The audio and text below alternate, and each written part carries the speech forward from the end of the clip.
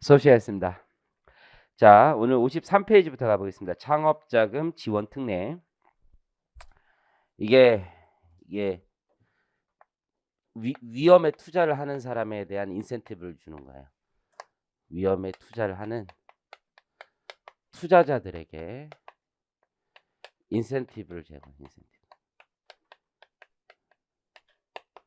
인센티브 제공해 주는 게 두 가지가 있어요. 크게 보면 나중에 엑짓할 때, 그러니까 엑짓이라는 게 처분할 때 발생하는 양도 차익에 대해서 비과세해 주는 방법이 있고, 또 투자 자금의 실효 수익률을 높여주는 방법이 투자할 때 세액공제나 소득공제해 주는 방식이 있을 거예요. 그럼 투자자들이 여러 명 있겠죠. 그 여러 명들 어떻게 취급하느냐라는 문제가 있습니다. 자, 3-1번에 별표 치시고, 자, 중소기업 창업 투자 회사 등의 주식 양도차익 비과세라고 제목이 돼 있어요. 제목. 중소기업 창업 투자 회사 그 위에다가 이렇게 써볼까요? 이런 사람들을 기관 투자자라고 하는 거예요. 기관 투자자. 기관 투자자. 그러니까 기관 투자자가 주식을 투자를 하겠죠, 여기. 여기 보면은 이게 벤처기업 같은 데서 투자하는 거예요. 벤처기업 이런 데들의 특성이 뭐예요? 10개를 뿌려, 10개를. 한 10개를 뿌리면 그 중에 하나 될까 말까 하는 거죠. 여기 그냥 포트폴리오 막 뿌리는 거야. 하나 될까 말까 하는 거죠. 되는 놈 있고 안 되는 놈 있겠지. 그래서 거기서 성공하면 나머지 한 개가 나머지 9개 망한 거를 다 보존해주는 그런 방식인 거란 말이에요. 그렇죠? 얘네 이제 기관 투자자들이 투자를 할 텐데 기본적으로 얘네들의 성격이 VC라고 해요. 보통 벤처 캐피탈 이렇게 얘기하는데, 이 벤처 캐피탈은 사실 생각해 보면 도관 성격이 되게 강해요. 도관 성격이. 그러니까 여기서 과세해봐야 어차피 또 다시 뒷단에서 개인들 받아갈 애들이 또 과세가 되니까 이 도관들에게 과세하지 않겠다라는 뜻으로 이해하시면 돼요. 이해하시겠죠? 자, 가봅니다. 의의를 보시면 중소기업, 창업 투자회사 등 주로 VC들이에요. 벤처 캐피탈. 이 직접 그럼 그들이 또는 조합을 만들 수가 있어. 무슨 얘기냐면 VC끼리 벤처 캐피탈끼리 서로 돈을 묶어서 조합을 만들 수도 있거든요. 아니면 직접 자기가 타겟이 있다고 하면, 어떤 M&A 대상이 있다라고 하면 직접 넣을 수도 있고 한번 태워서 넣을 수도 있어요. 그래서 직접 또는 조합을 통하여 올해 용어가 개정됐어요. 관련 법령이 개정돼서 예전에는 창업자라고 표현했는데 이제 창업기업이라고 표현하고 있습니다. 창업기업, 신기술 사업자, 벤처기업, 블라블라블라 등에 출자하여 취득한 주식의 양도차익이나 배당 소득에 대하여 아예 법인세를 내지 말라고 하는 거예요. 아예. 어차피 뒷단에 받아가는 개인 투자자들이 있겠죠. 그들에게 과세하면 되니까 도관의 성격이 있는 애들에게 과세 자체를 하지 않는다. 재밌는 게 뭐냐면 원래 이런 게 유동화 전문 회사라면 배당을 했을 때 그때 소득공제 해주면 되잖아. 근데 이런 문제들이 있어요. 얘네들은 10개에서 터졌는데 나머지가 다 묶여 있단 말이에요. 그러니까 배당을 하기가 현실적으로 어려워요. 그렇죠? 계속 그 안에서 돈이 돈단 말이에요. 그 안에서. 이해하시겠죠? 그래서 일단 법인세 부과하지 않는 방식으로 지금 채택해놨다. 그러니까 세후 실질 수익률을 높여주는 방식인 거죠. 동그라미 2번에 보면 벤처기업 등에 대한 투자 지분 매각 시 발생하는 양도 차익을 비과세함에 따라 투자의 기대 수익률을 높임으로써 투자자들의 높은 위험을 감수하더라도, 그러니까 나중에 터져도 세금 안 나온다고 그러면 걔는 기분 좋잖아요. 안 터질 거지만 터져도 세금 안 낸다고 하면 기분이 좋기 때문에 유인을 제공해주고 있다. 그래서 출자 범위를 보니까 표가 있죠. 맨 왼쪽에 거기다 동그라미 쳐볼까? 출자자가 그런 애들인 거예요. 중소기업 창업 투자 회사, 그렇죠? 엑셀러레이터라는 게 있어요. 창업 기획자라고 하는데 그 엑셀러레이터까지 포함해서 신기술 사업 금융업자, 벤처기업 출자 유한회사, 기금 운용 법인 등이 있습니다. 그래서 이들 통틀어서 그냥 중소기업 창업 투자 회사 등이라고 표현하면 될 것 같고, 출자 대상이 있겠죠. 출자 대상. 가장 중요한 출자 대상은 근본은 벤처기업이에요. 벤처기업. 근본은 벤처기업이다. 창업기업하고 벤처기업에다 체크하시면 돼요. 이런 데다 이제 출자하면 돼요. 근데 이제 중소기업 창업 투자 예산은 어디까지 확대를 해 줬냐면 코넥스라고 들어봤어요? 코넥스? 이제 개판인 시장이라고 누가 얘기하지 저는 그렇게 얘기 안 합니다. 어쨌든 그래서 코스닥, 코스피, 코넥스 있어요. 뭐 코넥스. 코스닥 상장 기업이 아니 코넥스 상장 기업에 직접 투자하는 것까지 인정을 해 준다는 거예요. 의미 이해하셨죠? 자, 그리고 동그라미 1번 한번 읽어 보시고 동그라미 2번을 보면 동일한 창업자에게 투자하는 경우에도 그 투자 시기, 투자 취득 방법에 따라 과세 특례가 적용되는 주식과 그렇지 않은 주식을 함께 보유할 수가 있어요. 이게 무슨 얘기냐면 뒤에 보면 우리가 나중에 알게 되는데 이게 구주를 인수하는 방식이 있고 실제로 거기에 돈을 꽂아주는 방식이 있어요. 지금 신주 발행할 때 돈을 넣는 방식. 그러면 이 제도를 왜 가지고 있냐면 본질적으로 벤처 기업들이 자금 조달을 쉽게 하게 하기 위해서 이 제도를 가지고 있는 거야. 얘네들만을 위한 제도는 아니고 벤처 기업들의 생태계를 보호하기 위한 거야. 그럼 벤처 기업들이 자금 조달을 좀 쉽게 하려면 투자자들에게 인센티브를 제공해 주면 벤처 기업이 자금 조달을 유리하게 할 수 있어요. 그럼 벤처 기업이 돈이 들어와. 그게 자금 조달을 유리하게 해 주는 거지. 근데 이미 돈이 들어온 상태에서 주식이 있는 상태에서 이 주식을 서로 매매하는 건 하등 도움이 안 되죠. 그거는 시장에서 이미 돌고 있는 주식이란 말이야. 그래서 증자하는 경우만 인정을 해줘. 그럼 얘네들은 VC들은 증자하는 경우만 있는 게 아니라 기존 구주를 매수하는 경우도 있단 말이야. 그럼 두 개가 섞여서 양도가 일어날 수도 있죠. 일부 양도했을 때 그때 이제 어떻게 할 거냐 문제가 있겠지. 선입선출로 할 거냐, 평균으로 할 거냐, 아니면 과세 대상 특례 주식이 먼저 팔린 것으로 볼 거냐 이런 문제가 있는데 선입선출로 한다 이거예요. 선입선출. 그 내용이 아래 동그라미 2번입니다. 다음 페이지 가보면 결국은 벤처 기업의 생태계를 보호하기 위한 거고 그들의 자금 조달을 유리하게 하기 위한 인센티브 제도니까 출자 방식이 중요할 텐데 원시 취득만 인정해 준다는 거예요. 그러니까 원시 취득이라는 게 그 회사의 유상증자 형태로 참여하는 걸 얘기하는 거죠. 그러니까 기존 구주를 취득하는 승계 취득 방식은 인정하지 않습니다. 그래서 양가로 1번에 보면 원시 취득 있죠. 다음 방법으로 출자하는 경우만 인정해 주는 거예요. 출자.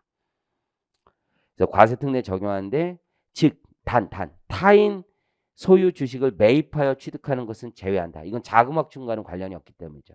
승계 취득은 제외한다는 얘기고 설립 시 자본금으로 납입하는 방법. 맨 처음에 이제 설립할 때 넣는 방법이 있을 테고 두 번째부터 네 번째까지는 7년이라는 기간 제한이 있는 거죠. 7년 내 유상 증자하는 방법으로 증자대금 납입하는 방법. 나머지들은 동그라미 3번은 잉여금을 자본 전입하는 거 있죠. 얘도 결국 무상증자인데 출자와 동일하다고 보는 거야. 왜냐면 우리 세법의 기본 구조가 무상증자가 개념이 뭐야? 현금 줬다가 이걸 다시 증자에 참여한다라고 보는 거잖아요. 그래서 잉여금 자본 전입하는 것도 인정을 해주고 또 채무를 자본으로 전환하는 출자 전환 방식까지 인정을 해줍니다. 다 7년이라는 기간 제한이 있어요. 자, 예외 승계취득 있죠. 원래 일반적인 승계취득은 인정을 안 해주는데 아주 예외적인 승계취득을 인정해줘요. 자, 여러분들이 이런 게 있어. 벤처기업이 처음에 있다가 조금 될성 부른 이게 처음에 계속 적자가 나와도 그죠? 계속 예를 들어서 지금 뭐 마켓컬리 이런 데도 계속 적자죠. 컬리 알지? 컬리. 어? 별로 좋아하진 않아.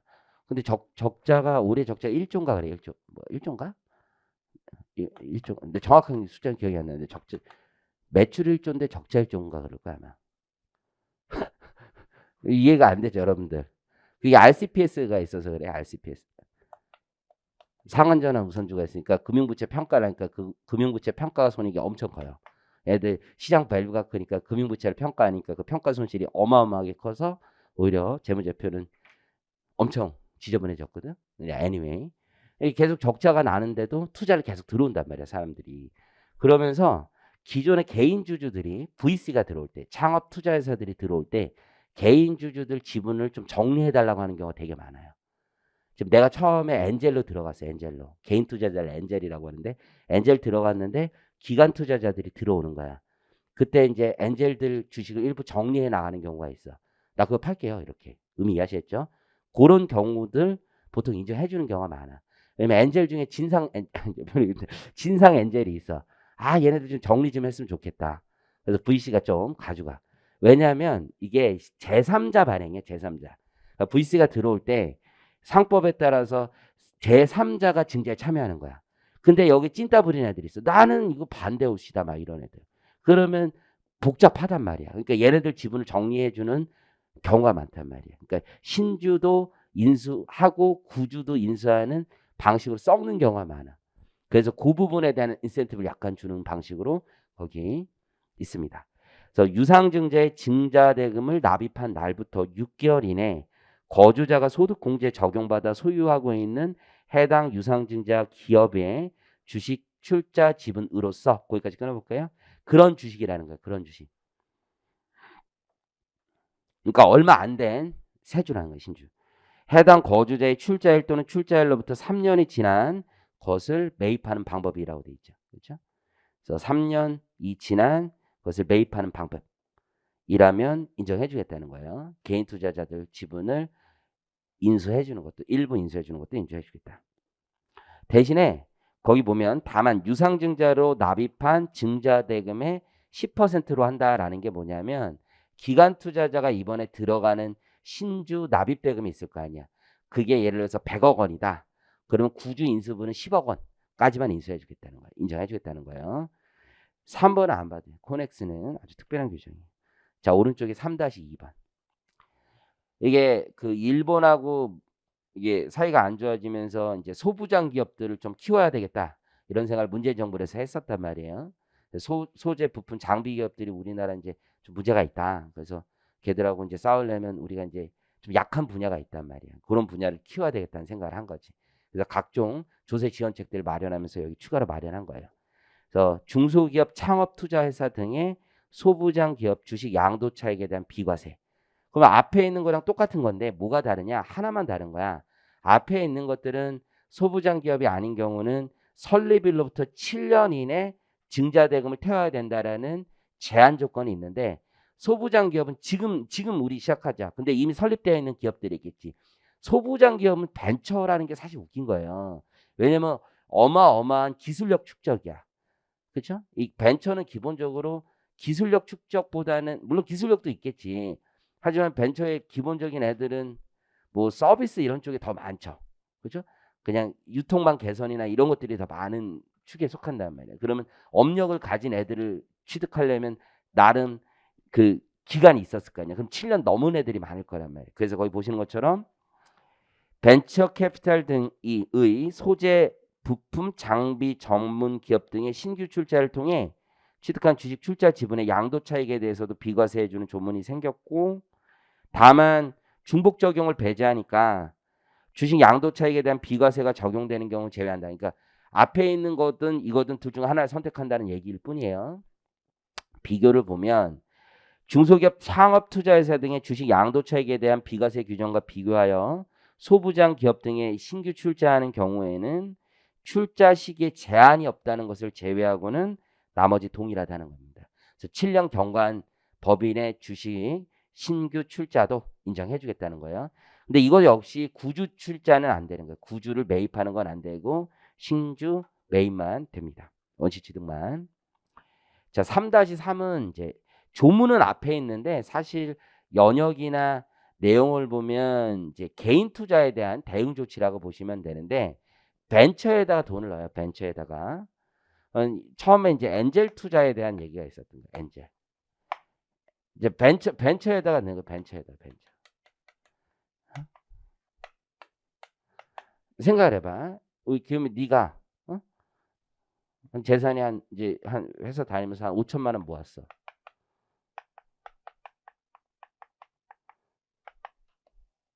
근데 어떤 애가 스마트 공유 카풀 사업을 한대. 그래 앱으로 깔아가지고 이걸 하는데 너보고 5천만 원 투자해버려. 네 전 재산을. 하겠어? 쉽지 않죠. 쉽지 않아. 너 같으면 하겠니? 안 해? 하겠어요? 안 해. 인생은 다 한 방인데 한 방에 골로 갈 수도 있는 거죠. 한 방에 골로 갈 수도 있고 대박 날 수도 있지. 우리 레디 합니까? 안 해요? 아, 여기 공격적인 성향이 아무도 없네. 안 해요? 해요? K야 해요? 공격적인 성향. 제가 지금 저래서 지금 이렇게 돼 있는 거죠. 어쨌든 간에 우리 해요? 어? 10%만. 아, 근데 사실 5천만 원도 안 받아요. 엔젤 투자도 최소 구자가 보통 1억이야, 1억. 그래서 근데 이런 거를 위험 사업에 돈을 투자해 주는 애들한테 인센티브를 안 주면 잘 안 한단 말이야. 부자라도, 응? 그럼 기업이 네가 한 100억 있어, 100억 있어. 응? 100억인데 한 5천에서 1억 넣으래. 넣겠어? 그러면 이제 늘만하지. 근데 그 사람들도 있을 거 아니야. 그 사람들도 생각은 많아. 아니 아무리 부자라도 1억이 여러분 네가 100억이 있더라도 1억이 그냥 아까운 돈은 아까운 돈이야. 이게 오해하면 안 돼. 100억 가진 사람도 1억은 아까워. 돈은 무슨 그냥 버리는 돈은 싫은 거잖아. 그러니까 1억을 할 때 좀 생각은 있어. 왜냐면 벤처에다 넣는다는 것 자체가 위험 감수가 굉장히 커요. 이거 어떻게 될지 모르잖아. 그렇죠? 이거 어떻게 알아 이렇게. 어? 이거 어떻게 알아요? 나 얼마 전에 뭐 땅 사러 가면서 형들하고 뭐 얘기하다가 벤처에다가 이제 돈 이게 요즘 그 형들이 넣어서 나도 넣자 막 이런 얘기 했어요. 그랬더니 막 우스갯소리로 얘기하다가 벤처 형 너무 리스크 큰 거 아니야? 그랬더니 야 삼성전자 넣나 벤처 넣나 똑같아 요즘 막 이런 얘기 하더라고. 어쨌든 간에 벤처에 넣는 건 리스크가 굉장히 큰 거예요, 진짜. 이거 돈이 아예 빵원이 될 수도 있어. 삼성전자 넣는 건 언젠가 우리 다 마음 그렇잖아요. 언젠가 다시 올라갈 수 있다라는 무한 희망을 가지고 있는 거잖아. 지금 6만 원대라도 올라가겠지라는 희망이 있는 너 삼성전자 지금 많이 힘들지만 올라갈 거라는 무한의 희망을 가지고 있잖아. 근데 벤처는 그 희망이 없어져. 좀 있으면. 그러니까 리스크가 엄청 있는 거야. 그럼 이들에게 혜택을 어마어마하게 주지 않는 이상 투자를 안 해.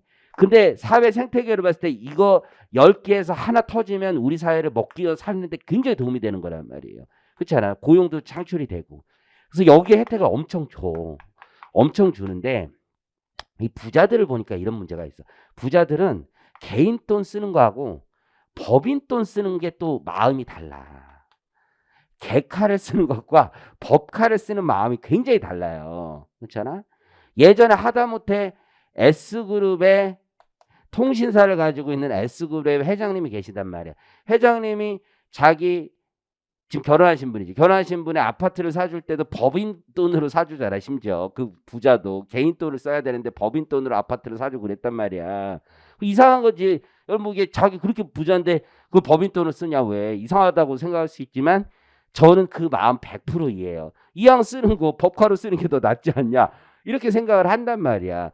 그러니까 이게 문제가 여기 개인한테 아무리 혜택을 줘도 자기 법인으로 투자하는 사람들이 또 많아요. 그리고 실제 투자하는 걸 보면은 이 사람들도 여기다 한 10억을 꽂을 때 자기 개인 돈 5억, 법인 돈 5억 섞어서 투자하는 게 훨씬 더 많아 실제로 보면. 야 그래서 이거 좀 혜택을 법인에 투자하는 경우도 좀 혜택을 줘야 되지 않느냐 이런 생각을 갖게 된 거야. 그래서 나온 게 거기 내국 법인의 벤처기업 등의 출자에 대한 과세 특례야. 그래서 법인이 벤처기업에 투자해도 인센티브 주겠다라는 겁니다. 이게 이제 어마어마한 게 뭐냐면 대기업들도 혜택을 주는 거야.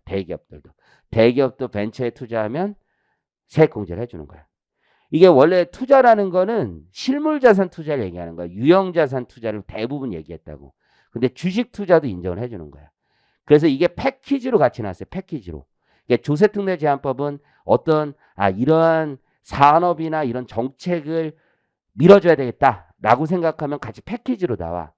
그래서 야 법인들이 내국 법인이 벤처기업에 직접 투자하는 것도 우리 인센티브를 주자라고 하면서 같이 나온 게 미환류 소득 계산할 때 투자분 있죠. 투자분에 계산할 때 벤처기업에 돈 넣는 것도 투자로 인정해 주자라고 하면서 패키지로 같이 나온 거야. 조특법 개정할 때. 그게 동그라미 3번에 있는 거야.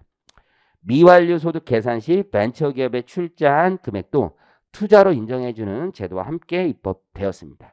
여기까지 이해하시겠죠? 그래서 출자액의 5% 상당하는 금액을 법인세에서 세액 공제해 줍니다.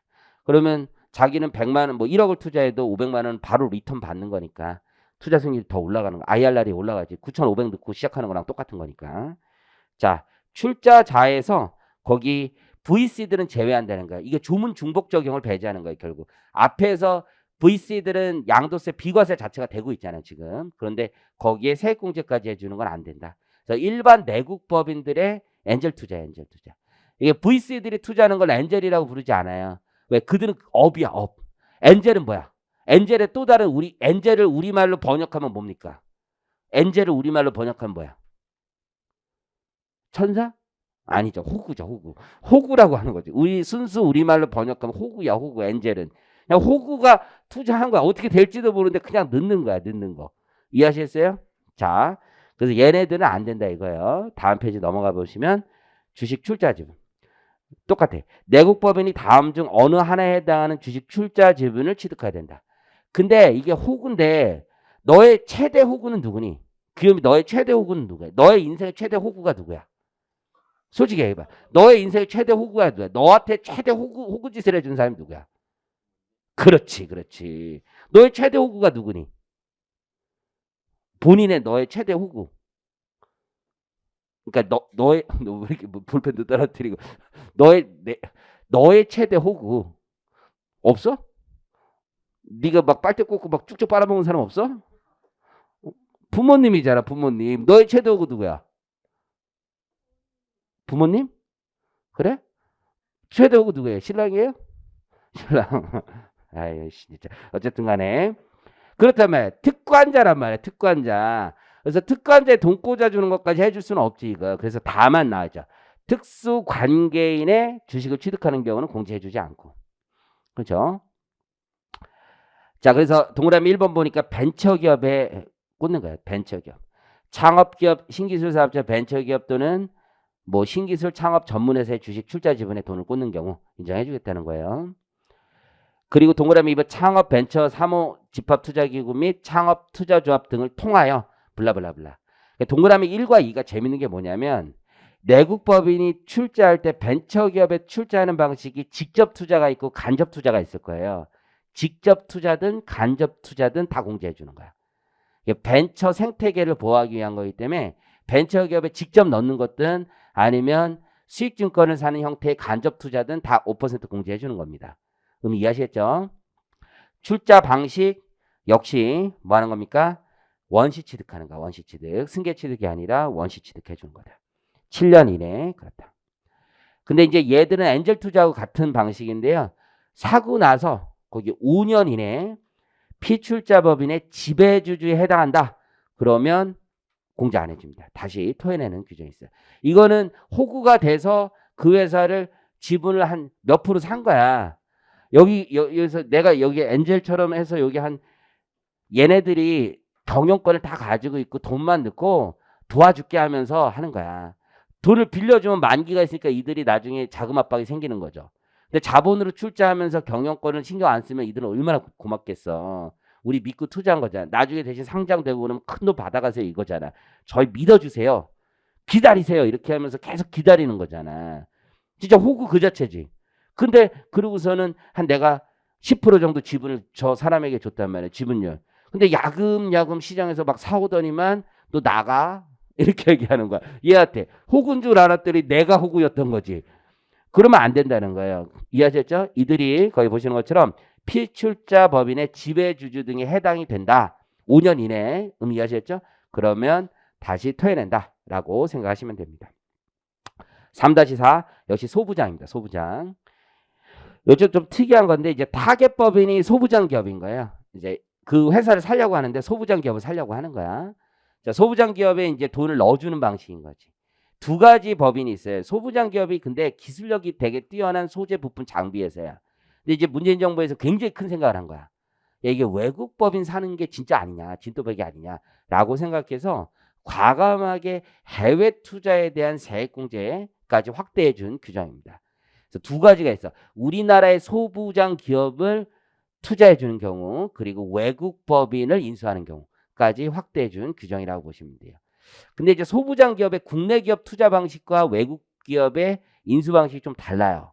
뭐냐면 삼성전자 같은 데가 있어. 삼성전자가 소부장 기업에 돈을 넣어준다는 얘기는 뭐냐면 우리 생태계를 파괴시켜서는 안 돼. 이게 삼성전자가 있어. 삼성전자가 이제 소부장 기업에 이게 SCM 관리란 말이야. SCM 관리. 여기다 돈을 넣고 얘네들 기술 개발에 돈을 넣어주라는 건데 돈 빌려주는 게 아니라 증자 형태로 참여하라는 거지. 그럼 내가 인센티브 줄게 이렇게 얘기를 했어. 근데 이걸 먹으면 이게 우리나라 기업을 먹으면 예게 되는 거잖아. 이게 인센티브 줄 만한 게 아니라 이게 약간 호구처럼 밀어주는 거야지. 밀어주는 거. 근데 외국 기업 이게 내국 법인이고 외국 법인은 어떻게 되는 거야? 얘가 이걸 사는데 얘가 호구짓을 하면 되겠어 안 되겠어? 안 되겠지. 이건 뺏어와야지. 뺏어와야지. 이걸 가져와라. 이럴 때 우리가 인센티브를 주는 거야. 이게 방식이 그래서 달라요. 이해하셨죠? 내국 법인의 소부장 기업은 투자하는 애들이 공동 투자해야 되는 거고 우리 같이 이제 들어간다. 우리의 공급망 관리를 위해서 대기업이 지원을 해주면 자금 확충이 돼서 애들이 R&D 하는데 많은 도움이 될 거 아니야. 이해하셨죠? 그래서 혼자 들어가도 안 돼. 이거는 같이 들어가고 막 그래야 된다고. 하지만 외국 법인은 진짜 먹어야지 진짜 되는 거지. 먹어야지. 이해하셨죠? 그래야지 우리 기술력이 개발되는 거지. 가가지고 지분만 두고 걔네들 그냥 니들 열심히 하세요. 그 호구죠. 호구. 이해하셨죠? 자, 의 가보시면 전략 물자 등 국내 밸류체인의 핵심 종목 중 기술 확보가 어려운 분야는 ML을 적극 활용해 기술 확보할 필요가 있다. 그러니까 맨 땅에서 뭐 시작하는 게 되게 어려운 거예요. 현대사회에서 이 기술이라는 거 확보하는 게 맨 땅에서 시작하는 거 너무 어려워. 제일 좋은 방법이 뭡니까? 그 회사 사는 거야. 그러면 이제 기술 다 하는 거잖아. 우리나라에도 중국에서 SUV 중국 시장에서는 되게 이제 인기 있는 차가 SUV란 말이야. SUV. 그렇죠? 차도 SUV 좋아하는 사람, 나도 SUV 그렇게 좋아하지 않는데 내 친구들이 SUV 운전하면 되게 편하다고 하더라고. 위에서 이렇게 보니까. 난 또 이제 키가 평소에 작았으니까 위에서 보는 걸 해본 적이 없어가지고 다음에 차는 SUV를 살까 그렇게 또 생각하고 그랬었는데 어쨌든 간에 SUV 되게 좋아해. 중국 사람들이. 그런데 중국 사람들이 SUV 기술이 처음에 없었잖아. 그런데 SUV 잘 만드는 회사가 있잖아. 대한민국에. 두 마리 용이 있잖아. 두 마리 용. 그 두 마리 용을 산 거잖아. 중국 사람들이. 그래서 기술 쭉쭉 빨아먹은 거 아닙니까? 그리고 다 빨아먹으니까 던진 거 아니야. 그러다가 인도 애들이 우리도 한번 빨아먹어볼까? 그래서 인도 애들이 들어와가지고 또 두 마리 용 산 거 아닙니까? 그렇잖아요. 그거 그냥 털어먹는 거야. 그냥 그 제일 좋은 방식이야. 그렇죠? 다 털어먹은 거야. 다 털어. 그거 하나 잘 만드니까. 다 빨릴 대로 빨린 거죠. 그리고 지금 또 걔네들 두 마리인가? 어쨌든 간에 걔네들이 또 산다고 하는 거 아니야. 우리나라 기업이 또 산다고. 지금 다 털린 거. 뭐 그런 얘기 많이 한단 말이야. 그러니까 그 회사를 사는 것만큼 기술을 확보하는 게 제일 좋은 게 없습니다. 실제. 어쨌든 이에 인수대상 타겟이지. 타겟. 인수대상 소부장 기업이 내국 법인인 경우는 공동출자. 외국 법인인 경우에는 주식을 인수하든지 사업을 양수하든지 하는 방법으로 하는 경우 일정액을 공제해 줍니다. 세액 공제는 두 가지 방식이 있어요. 양가로 1번을 보면 내국 법인, 양가로 2번을 보면 외국 법인. 그래서 두 가지 형태가 있다. 타겟이 내국 법인이냐, 외국 법인이냐 이렇게 갈리고 있고. 자, 양가로 1번 둘 이상의 내국 법인이 소부장 관련 중소기업, 중견기업의 주식을 공동 출자하는 경우. 이해하셨죠? 그러니까 혼자 가서 사면은 이게 혼자 가서 이게 EJ야, EJ 한마디로. 얘가 혼자 가서 얘를 사잖아? 그럼 얘 마음대로 해요. 지분이 조금이라도 얘 마음대로 해요. 그렇지만 소부장 S전자가 있고 여기에 H자동차가 있어. 둘이 같이 가서 얘네들도 협업 많이 한다며. 같이 가서 사면은 얘 입장에서는 둘이 알아서 싸울 거 아니야. 둘이 알아서. 물론 얘 입장에선 고래 싸움에 새우등 터진다. 얘가 힘들 수도 있지만 이 둘이서 알아서 할 거 아니야. 그래서 공동투자 하는 경우 취득가액의 5%에 상당하는 금액을 법인세에서 공제해주는 방식으로 가고 있다. 이해하셨죠? 그러니까 이것도 패키지로 같이 나온 거야. 잘 생각해보면 3-2 있죠. 3-2. 3-2가 기존의 소부장 기업의 VC들이 투자할 때는 7년 제한 조건을 풀어준 거지. 소부장 기업에. 3-4는 내국 법인의 벤처기업 주식 투자에 대해서만 5% 공제를 해줬잖아. 그런데 벤처기업이 아니더라도 소부장 기업인 경우에는 5% 공제를 해주겠다는 거잖아요. 투자 금액에. 이해하시겠죠? 기존에 있는 제도를 활용해서 얹어준 거야. 소부장 기업에 대한 확대 제도라고 보시면 돼요. 이해하시죠? 그러니까 원래 A라는 걸 A-로 만든 거다. A라는 걸 소부장 기업에 A-로 확대시켜 준 거라고 보시면 돼요. 그리고 양가로 2번은 외국법인도 해달라. 그러니까 맨 처음에 이 양가로 1번만 이제 기재부에서 안을 냈단 말이야. 그러니까 회사들이 무식한 소리 한다 이렇게 얘기를 누군가에게 했을 때 무식한 이건 취소하고요. 이제 세상 물정을 잘 모른다 이렇게 얘기했을 때 소부장기업 우리나라에 있으면 우리가 무역 전쟁할 때 이렇게 힘들었겠냐. 우리나라에 없으니까 문제지. 외국 거 사는데 우리는 다 외국 가서 쇼핑을 해야지 무슨 우리나라에 기술력이 있으면 소부장기업을 왜 지원해 주냐. 이게 말도 안 되는 거지. 외국 거 사야지 외국 거. 그렇잖아요. 그리고 이런 얘기를 하는 거지. 그리고 외국 걸 사는 거는 외국 애들 소부장기업이 이미 돈도 많고 그런 애들이 많아요. 신규 출자. 그러니까 내국 법인은 출자하는 경우란 말이야. 기본적으로 출자. 응? 출자하지만 돈을 넣어서 소부장기업의 R&D를 지원해 주는 거지만 외국 애들은 그냥 사오는 게 더 중요하잖아. 출자도 필요 없고 그냥 인수하면 되는 거잖아. 그게 우리가 진짜 하는 소부장기업의 기술 확보 방식인데 그거를 지원해 줘야지 이런 얘기를 하는 거야. 의미 이해하시겠죠? 그래서 그거 해주겠다는 거. 그거. 그래서 거기 보면 소부장기업의 외국법인 인수시세공지.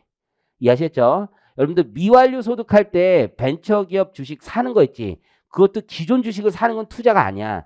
돈을 넣어줘야지. 주식이란 게 껍데기잖아. 그럼 거기에 넣어주면 내가 그 회사에 돈을 넣어서 실질적으로 실물자산을 벤처기업에 투자할 거 아니야. 그래서 투자를 인정해 주는 거고 마찬가지지만 외국 법인만큼은 그냥 구주를 취득하는 것도 인정해 주는 거야. 의미 이해하시겠죠?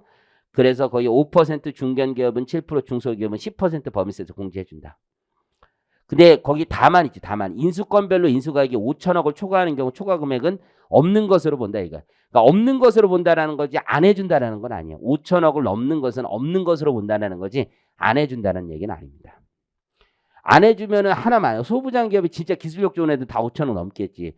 삼성전자가 허먼이라는 회사를 10조를 주고 샀잖아. 허먼이라는 회사를 10조 그렇잖아요. 그런 회사 소부장 기업의 대표적인 회사인데 그 10조 전장 기술을 가진 회사 그런 기술을 사야 되는데 10조를 주는데 5천억 넘는 걸 뭐 무조건 한 푼도 안 해준다 그러면 의미가 없잖아요. 그렇죠?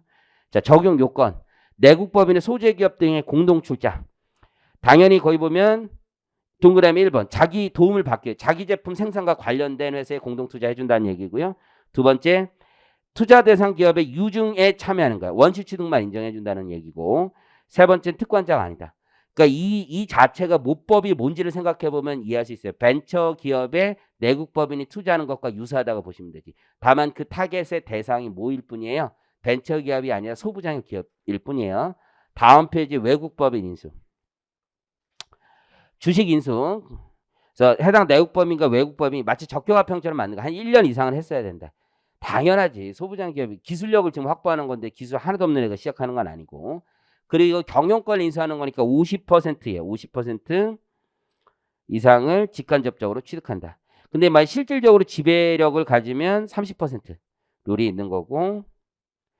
동그라미 3번은 장비 외국 법인의 주주가 해당 주식을 양도한 날부터 그 양도한 날에 속하는 종료일까지의 지배주주 등에 해당되지 않는다. 지난번에 얘기했던 것처럼 투자한 다음에 다시 주주가 뒤바뀌는 일이 있어서는 안 된다는 얘기라고 이해하시면 돼요. 입법 취지는 그래. 입법 취지는.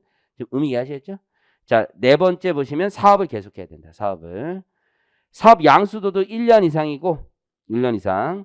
그리고 동그라미 2, 3도 비슷해요. 그래서 그냥 그런 뜻으로 이해하시면 되고 사후관리. 사후관리는 역시 5년 이내 지배주주가 되면 안 된다. 5년 이내.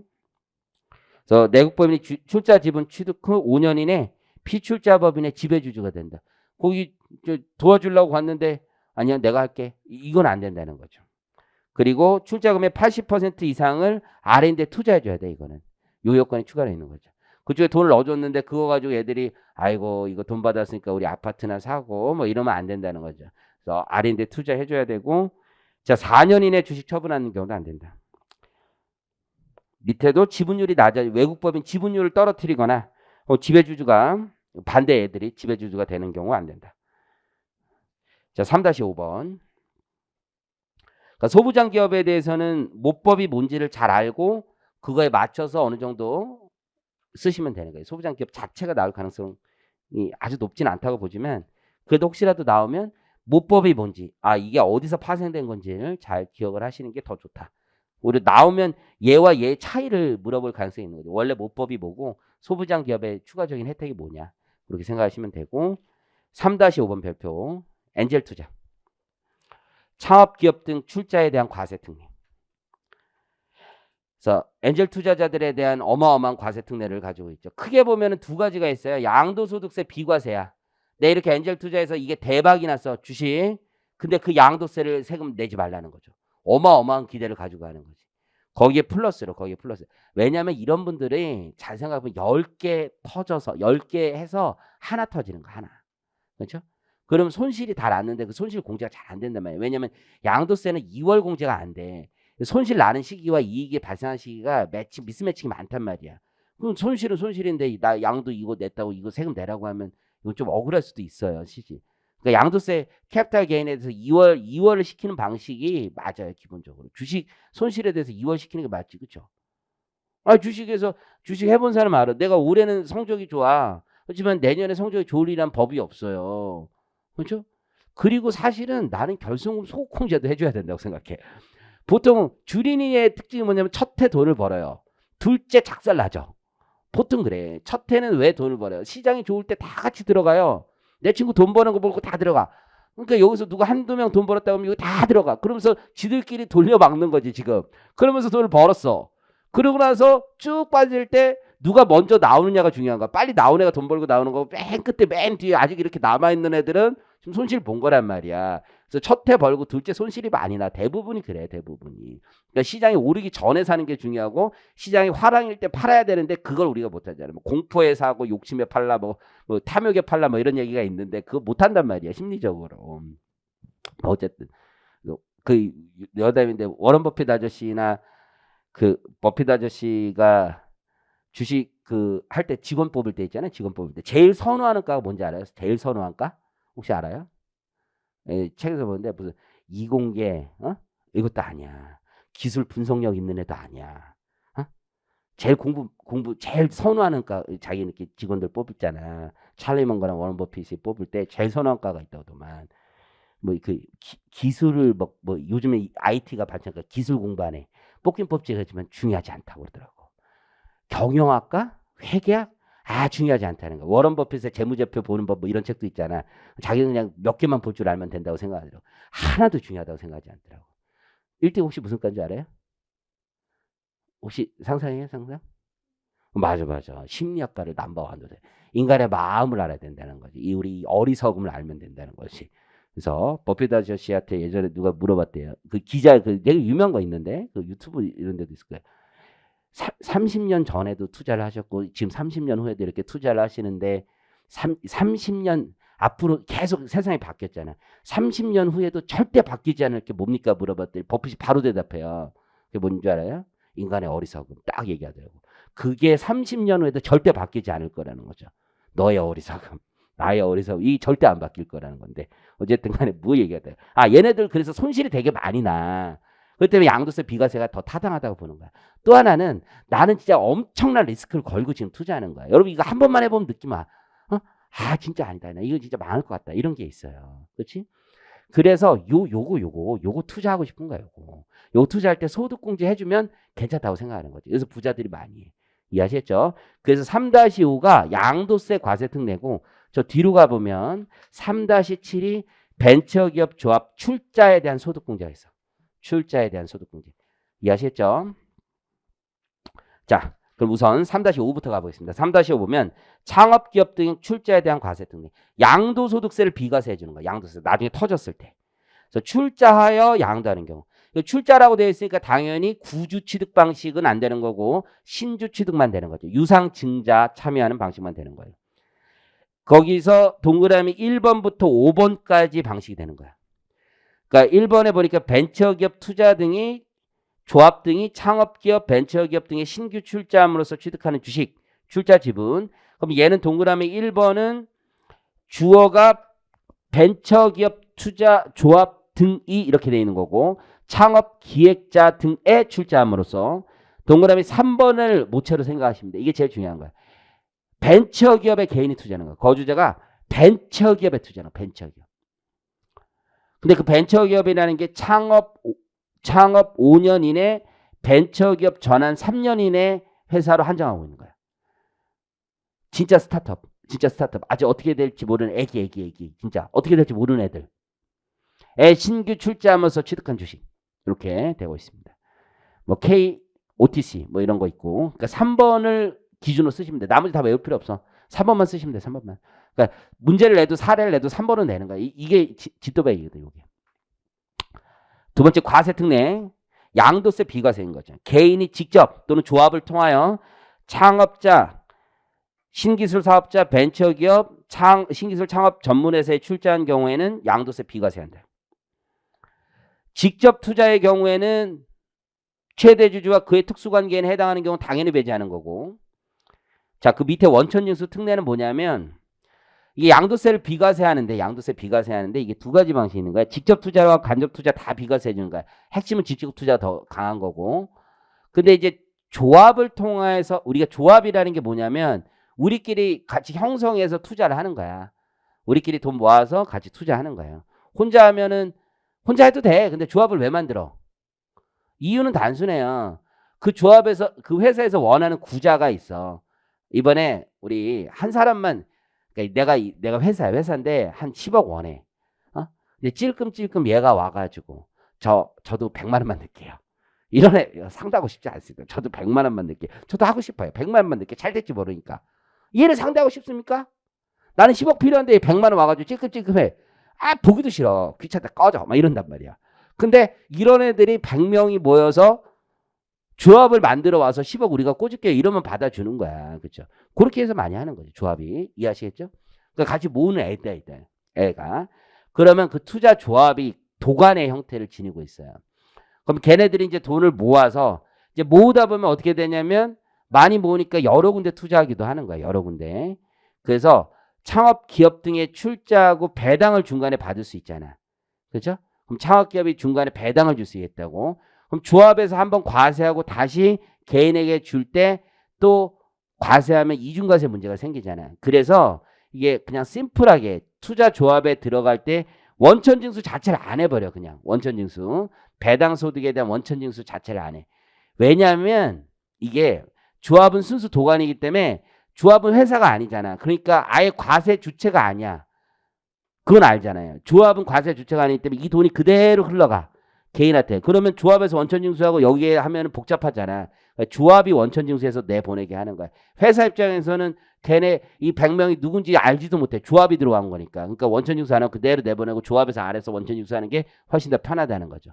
그러면 이해하셨죠?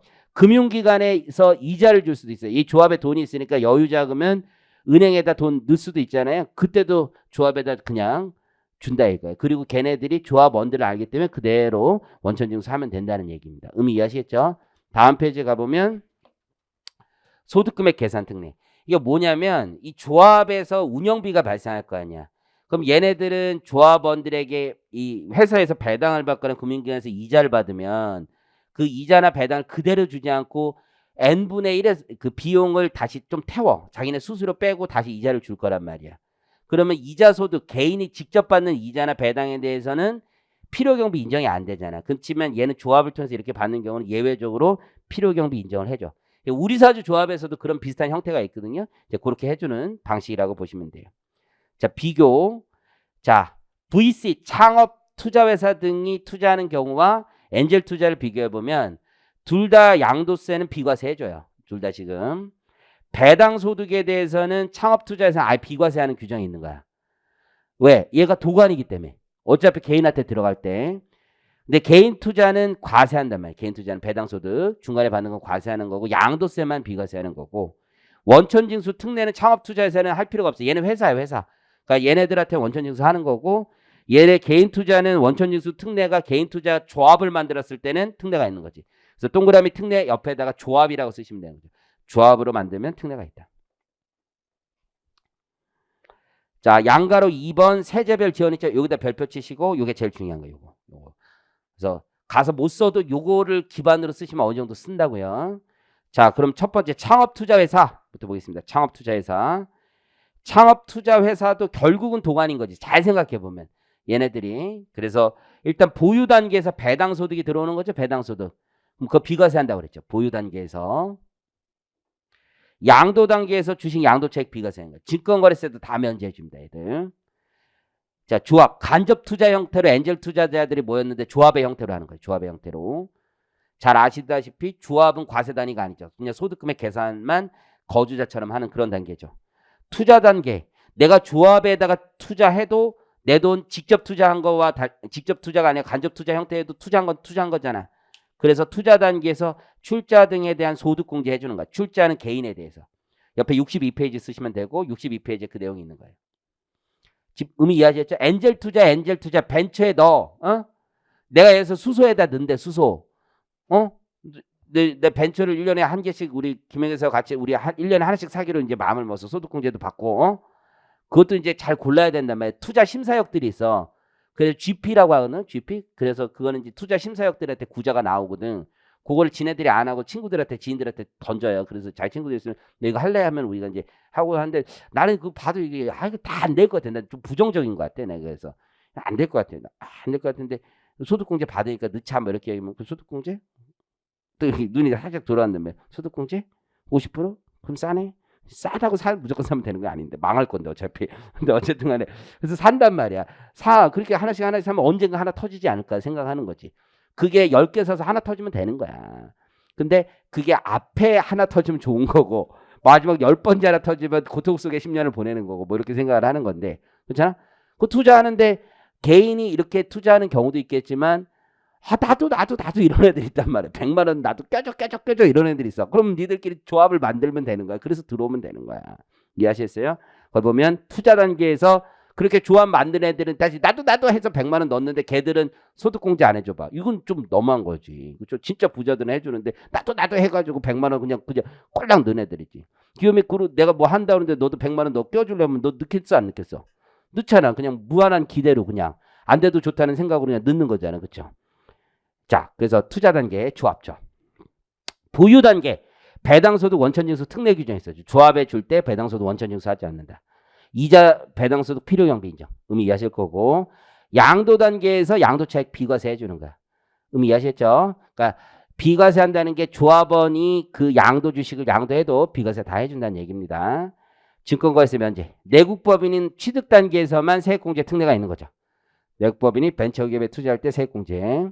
소부장기업이 여기에 추가로 얹어진 거지. 창업투자에서도 소부장기업 추가로 얹어진 거고 개인 엔젤 투자죠. 직접 투자. 그래서 조합하고 개인 둘 다 엔젤 투자인데 조합은 간접 투자 형태고 개인은 밑에 직접 투자 형태를 얘기하는 거예요. 그래서 출자에 대한 소득공제 그거 역시 62페이지에 있는 거예요. 양도 단계에서는 주식 양도차익 비과세가 있는 거고. 그럼 이해하셨죠?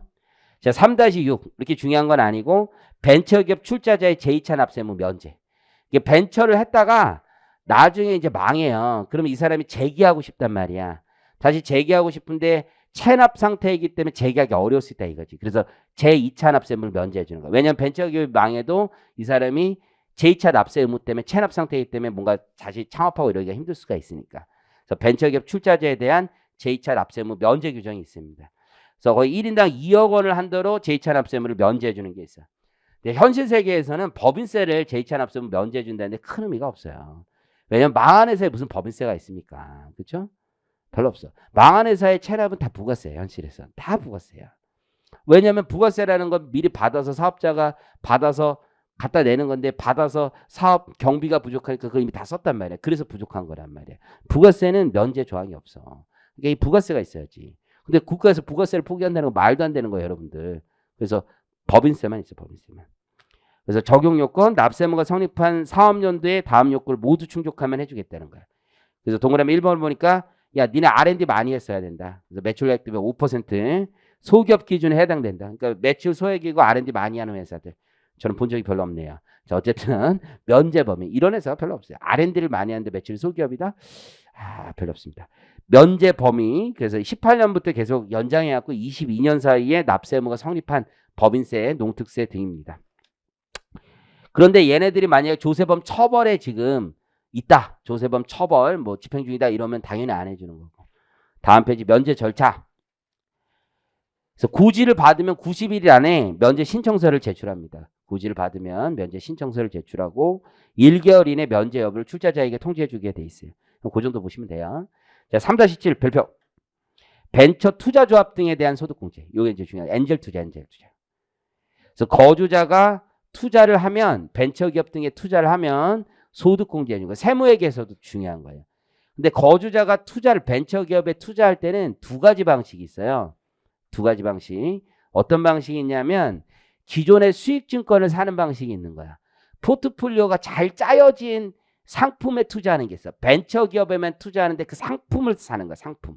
지금 이해하셨어요? 그러니까 여러 군데, 그러니까 10개를 잘 봐. 10개를 투자해서 하나 터지면 된다고 했잖아.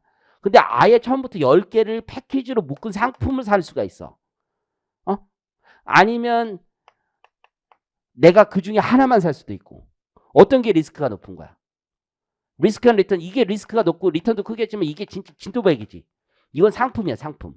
하지만 이것도 벤처 생태계는 도움이 되죠. 그래서 요걸 살 건가 요걸 살 거냐에 따라서 다른 거야, 기본적으로. 포트폴리오가 잘 짜진 상품 아니면 요거. 이해하시겠죠? 그래서 오른쪽 과세 특례를 보니까 동그라미 1, 2, 3번이 있고 4, 5, 6이 있잖아. 4, 5, 6은 뭐냐면 수익증권 같은 거 사는 거야. 이거 직접 투자가 아니야. 다 간접 투자야. 알아서 걔들이 상품을 다 짜준 거야. 짜준 거. 이해하시겠지? 짜준 거야. 짜준 거. 근데 위에 거는 내가 선택한 거야. 내가. 그 회사면 똑 들어가는 거야. 똑. 무한 리스크를 가지고 가는 거지. 어떻게 될지 모르는 애들. 그러니까 여기는 공제가 높아. 공제가. 그래서 실무에서는 요거 찾는 건 되게 어려운 거죠. 여러분 벤처기업에서 직접 여러분이 투자하라고 하는 애들은 대부분 사기꾼일 가능성이 높아요. 그래서 요걸 전문적으로 하는 4, 5, 6번에 있는 회사가 있어요. 그냥 참고 4, 5, 6번의 회사 애들이 GP라 이게 LP가 있고 GP가 있거든. 리미티드 파트너하고 제너럴 파트너가 있거든. GP가 5% 이상을 투자를 하게 돼 있어. 그럼 여기에 이 GP 투자분은 개인 자금 조달을 하거든. 그러면 여기에 이제 돈들을 얘들이 이제 니네가 넣어라 이렇게 다시 하는 거야. 이게 개인 투자 이게 나오는 거거든. 실제로 GP가. 그러면 그거 친구들이 있으면 물어봐. 그래가지고 또 이거 있는데 한번 해볼래? 얘기를 해요. 그러면 사실은 이거 4, 5, 6이 나 마찬가지지. 4, 5, 6이나 사실은 마찬가지야. 잘 생각해보면 4, 5, 6이나 마찬가지인데 네, 물론 4, 5, 6은 더 많은 회사를 묶은 거지. 그렇지만 얘는 하나인데 그거를 내 친구가 나한테 소개시켜줬다는 얘기는 이 10개 중에서 걔네들 보기에 순서 제일 잘 터질 것 같은 애들을 이제 많이 묶어주는 거란 말이에요. 그렇죠? 그래서 이렇게 4, 5, 6 뭐 이렇게 있다는 거죠. 이해하시겠죠? 여러분들도 내가 왜 이거 하냐면 우리가 이제 그 벤처 애들하고 이제 일을 좀 하거든. 이제 재작년부터 하는데 김해에서 많이 해요. 그래가지고 이제 친한 애들이 많이 생긴 거야. 그쪽에 업자 애들이. 많이 친해지니까 이제 우리도 해볼까 이런 생각이 자꾸 드는 거야. 이게 그런 얘기 했는지 모르겠는데 여러분들 자기가 일을 하다 보면 그쪽 업을 많이 보다 보면 그러니까 내가 보기에는 우리나라에서 다주택자 제일 많은 거는 세무사님들이야. 세무사님들이 다주택자 제일 많아. 양도세 신고하다 보면 이게 길인가 보다 이런 생각이 들어요. 그래서 많이 해. 그 빅사이클이 있어. 10년 전에 주택가격이 엄청 2007년 8년 이때 엄청 올랐거든. 그때 세무사 어렸을 때 하신 분들이 집을 많이 샀어. 지금 보면 야 이거구나 이거. 그러면서 집값 떨어졌을 때 이거 그때 경험이 있는 거야. 그래서 그때는 안 사고 지금 엄청 이제 2000년 2010년대 많이 떨어졌잖아. 그때 주워 담은 사람들이 세무사님 진짜 많아요. 양도세 신고하다 보면 아는 거야. 이게 느낌이 있다고. 그렇죠? 그리고 이제 회계사님들 중에서 부동산 빠스 하시는 분들, 시행하는 분들 있어요. 시행. 그런 거 투자성 검토하시는 분들. 이분들은 주택 한 채, 두 채 사는 게 아니라 10동 이렇게 산다고 생각하시면 돼요. 시행하는 거니까. 그래서 이렇게 크게 하시는 분들이 있는 거고 사람마다 다 다른 거야. 그렇죠? 나는 형은 세무사형인데 난 형 있어. 형이야, 형. 세무사형인데 이 형은 뭐 하냐면 단란주점 룸사롱만 기장을 엄청 하셨어. 본인이 지분 투자해서 그걸 하더라고. 얘기해도 되나? 어쨌든 본인이 그 사업을 직접 해. 진짜.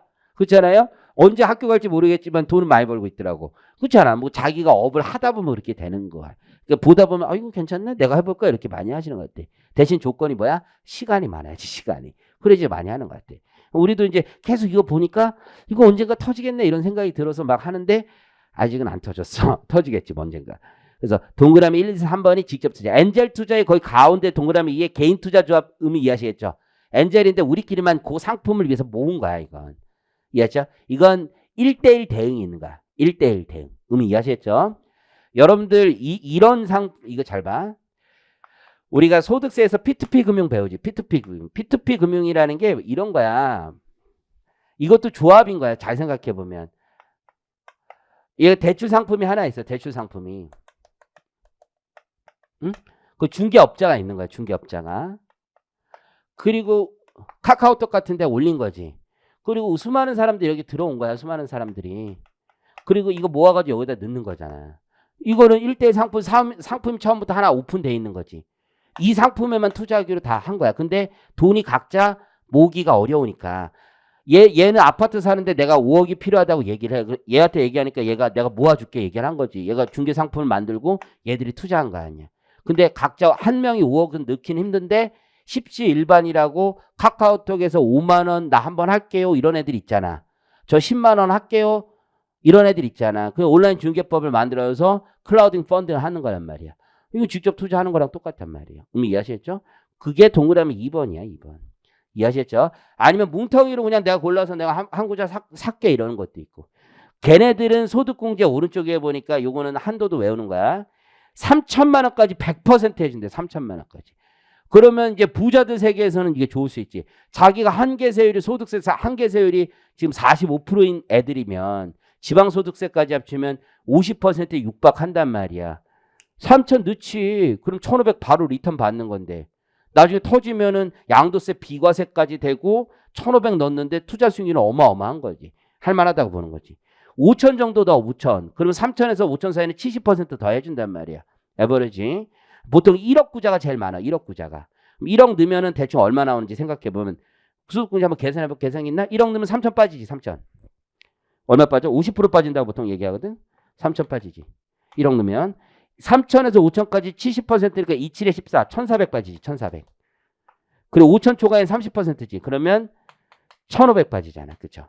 그럼 요게 3천 가까이 되고 한 60% 조금 59% 정도 빠지네. 그럼 괜찮지.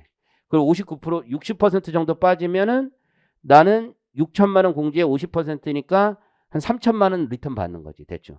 그럼 30%는 리턴 받으니까 괜찮다 생각할 수도 있는 거잖아요. 그렇게 생각하시는 거예요. 그렇죠? 근데 4, 5, 6은 뭐야? 그냥 금융상품인데 위험이 높은 금융상품 투자인 거야. 그러니까 얼마밖에 안 해줘? 10%밖에 안 해주는 거죠. 이해하셨죠? 그래? 30% 빠져? 대박. 나 100억 넣게. 이거는 아니지. 그럼 30억을 소득공제 해준다. 이런 건 안 돼. 그래서 종합소득 금액의 50%까지를 맥스로 한다. 이거 맥스로. 이해하셨죠? 왼쪽 가봅니다. 그래서 거주자가 중소기업 창업투자조합, 벤처기업 등에 투자하는 경우 투자금액 10%를 종합소득 금액에서 공제한다 라고 돼 있잖아요. 그렇지만 100% 공제도 있고 10% 공제도 있는 거예요. 직접 투자는 100%부터 30%까지 사이, 간접 투자는 10%. 공제 요건 한번 보시면 되고, 공제 시기가 재밌어요. 공제 시기가 이게 옛날에는 무조건 선택이었어. 내가 아무 때나. 근데 이게 연말정산 프로그램에서 안 떠. 그렇게 하다 보니까. 그래서 놓치는 경우가 있어. 왜냐하면 이런 분들 중에서 세금에 관심은 있는데 실제 자기가 어떻게 하는지 모르잖아. 그러니까 이게 세무사님들이 안 떠 있으면 놓치는 경우가 있단 말이야. 얘기를 해줘야 되는데. 그래서 일단은 투자한 과세 시기에 연말정산 프로그램에 띄워. 그래서 공제를 받고 나서 내가 올해 더 소득이 많으니까 한계세율이 높네. 그럼 바꿔치기 할 수도 있어. 심지어. 그래서 보시면 출자일 또는 투자일이 속하는 과세 연도에 종합소득에서 공제한다. 이걸 원칙으로 삼고 있는 거야. 일단 출자일. 다만 출자일 또는 투자일이 속하는 과세 연도부터 출자 또는 투자 후 2년이 되는 날 속하는 과세 연도까지 1과세 연도를 선택하여 변경 신청도 가능하다 이거야. 변경 신청도. 사후 관리 있어요. 사후 관리. 사후 관리도 잘 기억하셔야 돼. 소득공제를 이렇게 적용받고 나서 이게 아까도 얘기했지만 내가 이렇게 투자했는데 나도 수소 있지. 수소 뭐 하나 했다고 그랬잖아. 근데 지금 계속 그게 계속 투자를 받고 있어. 돈이 계속 들어가는지 계속 투자를 받는데 VC들이 이제 항상 동의서가 와. 메일로 동의서가 와서 이제 도장 찍으라고 오거든. 근데 지난번에는 마지막으로 올 때는 얘기를 하더라고. 네 거 인수할 생각도 있다. 이렇게 얘기하더라고. 네 거 인수할 생각도 있다. 근데 얘네들이 이게 이렇게 나는 그래서 인수하는 거 너 좋은 기회인가 했는데 이렇게 하더라고. 신주로 돈을 넣어줄 때 10,000원에 산다라고 하면 구주 인수하는 거 한 8,500원 이렇게 사더라고 얘네들이. 그러니까 우리한테 던지는 이유가 더 싸게 살라고 하는 거야. 싸게. 근데 내가 투자했던 돈보다 올라갔잖아. 투자했던 돈보다 올라갔고 얘네들이 얘기하는 건 또 양도세도 안 내잖아. 이 얘기야. 이 얘기. 양도세도 안 내니까 85%면 85% 수준에 사주려고 하더라고. 지금 이해하셨죠? 그러니까 VC들이 들어오면서 구주를 인수해 주는데 좀 더 자기들이 신주 넣는 것보다는 싸게 살라고 하더라고. 이놈 새끼들이 아주. 난 안 한다. 난 안 한다. 난 85가 뭐냐? 115를 달라.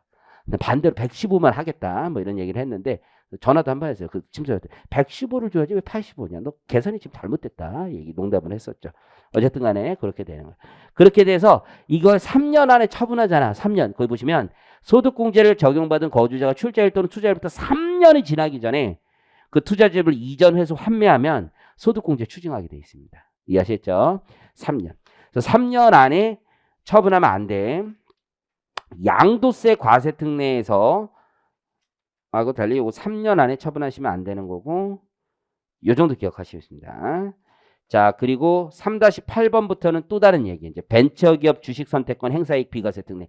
이게 약 5년 전에 시험 나왔는데 올해 개정된 부분이 있어요. 벤처기업 관련된 법률이 개정되면서 개정됐고 올해 중요한 내용 중에 하나인 것 같아요. 그래서 3-8, 9, 10 다 별표. 3개 세트야, 세트. 세트로 가면 되는 거고 쉬었다 하겠습니다, 여러분.